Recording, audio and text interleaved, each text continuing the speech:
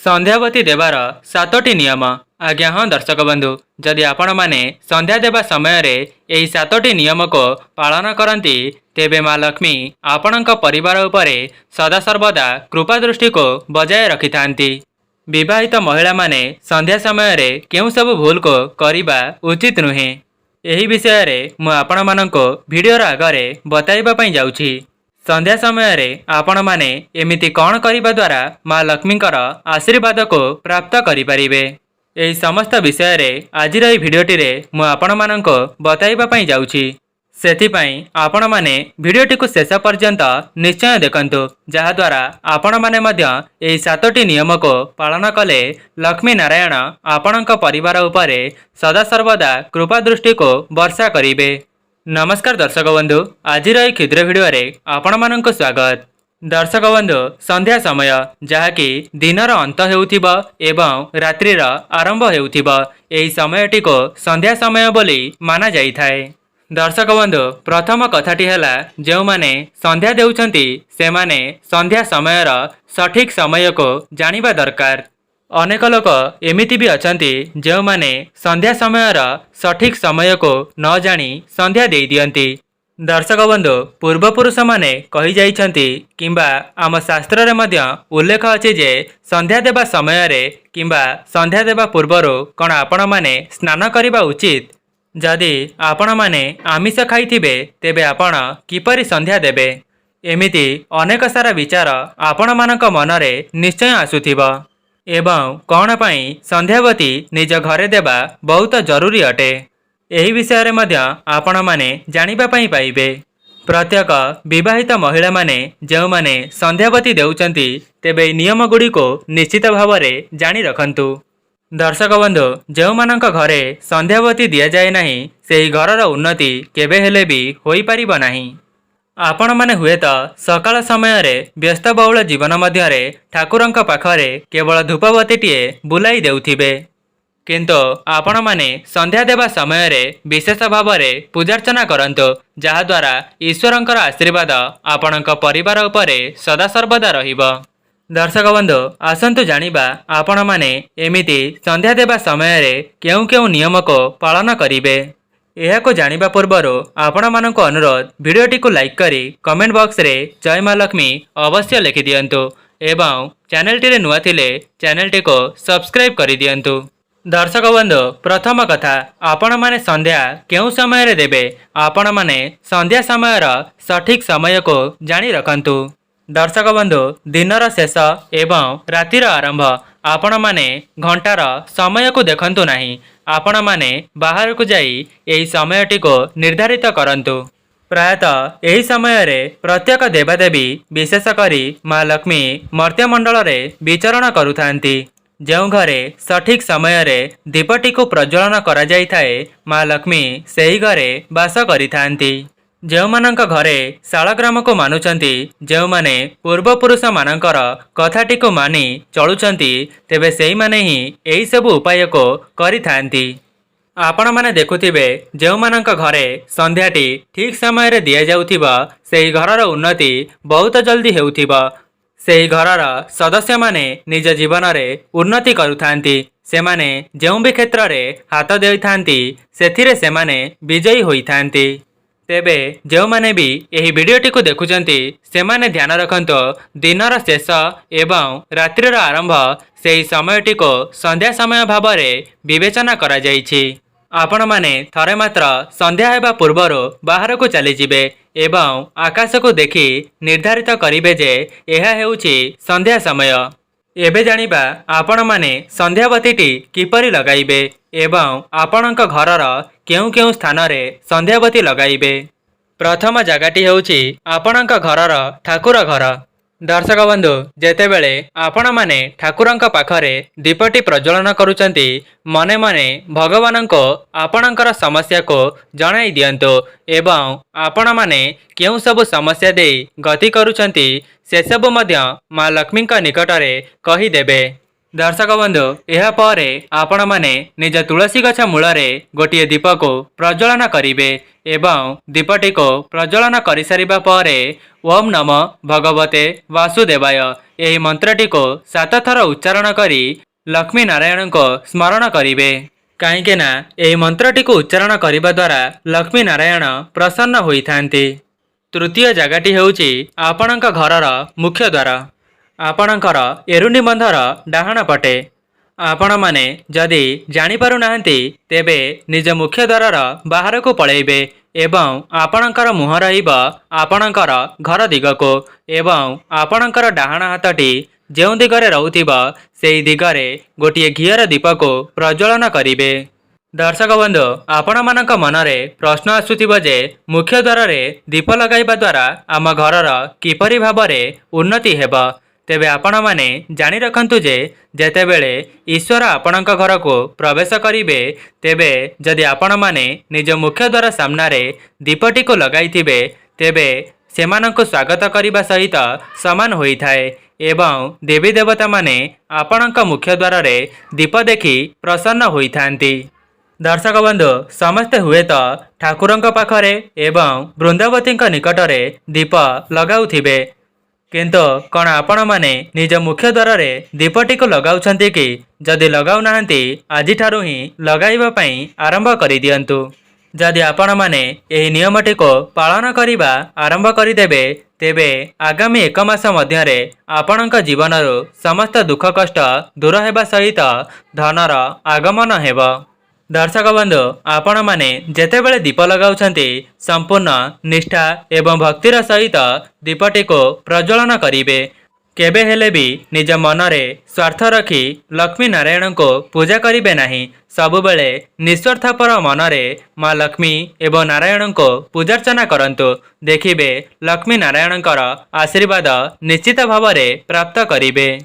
दर्शक बंधु आपण माने भाबुथिबे कौन दीप लगाई देबा द्वारा आमर समस्त समस्या दूर होइजिब तेबे देखंतु जदि आपण माने संपूर्ण भक्तिर सहित लक्ष्मी नारायण को पूजार्चना करिबे तेबे आपणकर पूजाटी केबे हेले भी वृथा जीव नाही काहेकि ना ईश्वर भक्तर भक्तिरे प्रसन्न होइथांती। दर्शक बंधु आपणक उपरे निर्भर करे आपण माने केते स्वच्छ मनरो ईश्वरंकर आराधना करूचंती। दर्शक बंधु चतुर्थ कथाटी है जदि आपण माने संध्या देवा पूर्वर शौच होउचंती आपण माने शौच हो सारिबा पर अधा स्नान करि नियंतु काहेकि ना जेतेबेले आपण माने भगवानंकर पूजार्चना करूचंती तेबे आपणकर स्वच्छ हेबा बहुत जरूरी अटे। आपण माने निजर गोड़ हाथ मुह को भल भावरे धोई देबे बिना स्वच्छ होई संध्या देबा उचित नुहे एथिरे ईश्वरंकर आशीर्वाद मिली पारिबो नाही। दर्शक बंधु परवर्ती कथाटी है आपण माने पुरुष हुअंतु किंबा नारी हुअंतु जेतेबेले संध्या देउचंती तेबे स्वच्छ वस्त्र को परिधान करंतु जदि नारी माने संध्या देउचंती तेबे सेमाने श्रृंगार हुअंतु जेमिति कि मथारे सिंदूर पादरे अलता एवं नाली चूड़ी पिंधि भगवानंकर पूजा करंतु देखिबे एपरि करिबा द्वारा लक्ष्मी नारायण आपणक घरे सदा सर्वदा वास करिबे एवं धनजनित समस्या सबुदिन पई आपणकर दूर करिदेबे। दर्शक बंधु आपण माने गोटिए कथार ध्यान रखिबे संध्या हेबा पूर्वर आपणक घरर अईठा बासन झाड़ू लगाइबा निजर केश को कुंडाइबा एसबु काम संध्या हेबा पूर्वर ही शेष करि देइथिबे। जदि आपण माने संध्या समय रे एपरि करूचंती तेबे आपणक घर को घोर विपद माड़ी आसी थाए। दर्शक बंधु आपण मानक मनरे एपरि भावना रहिबा कथा जे जेपरि भगवान संध्या समय रे मो घर को आविर्भाव हेउचंती सेथिपाई मु मोर घरटी को परिष्कार परिच्छन्न रखिबा उचित। दर्शक बंधु जेमिति कि आपण मानक घर को अतिथि आसिले आपण माने निज घरटी को भल भावरे सफा सुतरा करि देइथांती काहेकि ना आपण मानक मनरे रही थाए कि जदि अतिथि माने आम घरटी को देखिबे तेबे कौन भाविबे सेथिपाई आपण माने एपरि मध्य भावना रखंतो जेपरि भगवान आम घर को आसिले आम घरटी किपरि सफा सुतरा रहुथिबो। आपण माने प्रत्येक दिन एपरी करिबा पई चेष्टा करंतु। जदि आपण माने आपणकर देहटी असुस्थ रहउची तेबे आपण माने प्रत्येक सप्ताह को थरे मात्र निजर घरटी को सफा करि परिबे। किंतु जदि आपणक द्वारा संभव हेउची तेबे प्रत्येक दिन निज घरटी को सफा करिबा पई चेष्टा करंतु, जहा द्वारा भगवानकर आशीर्वाद आपण माने प्राप्त करि परिबे। दर्शक बंधु, जदि आपणक घरर कौनसी सदस्य माने रोग व्याधि रे पीड़ित अछंती, संध्या समय रे एही उपायटी करिबा द्वारा आपणक घरे जिए भी रोग व्याधि रे पीड़ित अछंती सेमानकर रोग जंत्रणा खूब कम समय मध्य रे दूर होई जिवो। दर्शक बंधु, एही उपायटी आपण माने रेगुलार 6 रु 7 मास करिबा द्वारा आपणक घरो समस्त रोग जंत्रणा दूर होई जाई थाए। एहा शास्त्र रे मध्य मान्यता अछि। दर्शक बंधु, आपण माने शुद्ध गाईर गोबर रे घसी प्रस्तुत करिबे। एहा परे सेही सुखिला घसी रे आपण माने किछि चंदन काठ सहित 2टी कर्पूर मिसाई देबे। तापरे सुखिला बेलपत्र को सेतिरे पकाई देबे एवं ताहाको भल भावरे जाली देबे। प्रथमे आपणक ठाकुर घरु आरंभ करी निज घरर चतुर्पार्श्व रे बुलाई आनिबे एवं निज मुख्य द्वार सामने सेही धुआं को लगाई देई आपण माने पुनर्बार निज ठाकुर घर को सेही धुआं को नहीं आसीबे। दर्शक बंधु, जो माने भी एही वीडियोटी को देखुचंती निज परिवारर उन्नति पई एही गोटिए उपायटी को परीक्षा करी देखंतु। दर्शक बंधु, हुए तो आपण माननको गोटिए दिन रे सफलता प्राप्ति हेब नाही, किंतु आपण माने एही उपायटी को प्रत्येक दिन करिबा द्वारा गोटे दिन आपणक घरो समस्त समस्यार अंत होई जाई थाए। गाईर गोबर रे घसी प्रस्तुत करी जेउ घरे धूप दिया जाए माँ लक्ष्मी सेही घरे निवास करिथांती। दर्शक बंधु, जेमिति कि आपण माने जानिछंती जे गोमातांक शरीर रे 33 कोटी देवादेवी वास करिथांती। आपण माने हुए तो जानि नथिबे जे माँ लक्ष्मी गाईर गोबर रे वास करिथांती।